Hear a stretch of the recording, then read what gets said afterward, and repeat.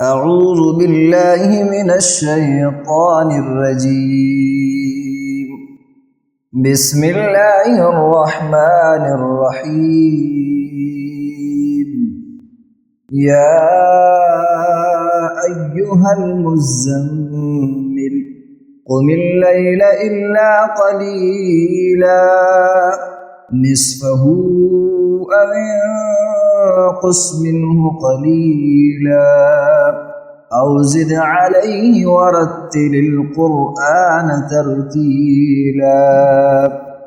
إنا سنلقي عليك قولا ثقيلا. إن ناشئة الليل هي أشد وطئا وأقوم قيلا. إن لك في النهار سبحا طويلا واذكر اسم ربك وتبتل إليه تبتيلا. رب المشرق والمغرب لا إله إلا هو فاتخذه وكيلا. واصبر على ما يقولون واهجرهم هجرا جميلا. وذرني والمكذبين أولي النعمة ومهلهم قليلا. إن لدينا أنكالا وجحيما وطعاما ذا غصة وعذابا أليما.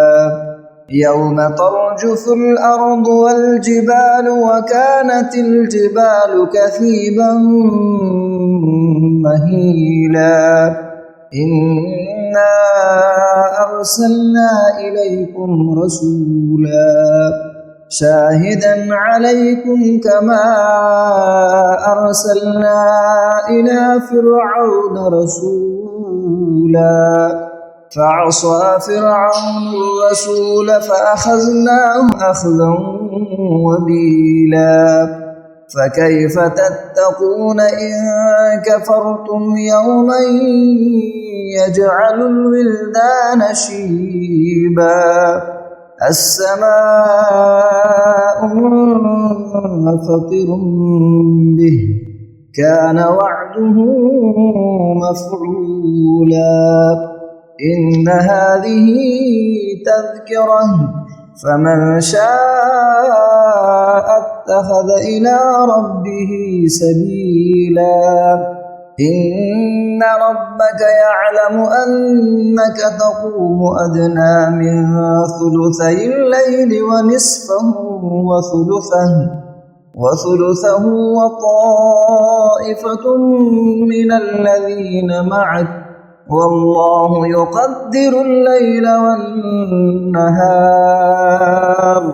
علم أن لن تحصوه فتاب عليكم فاقرؤوا ما تيسر من القرآن.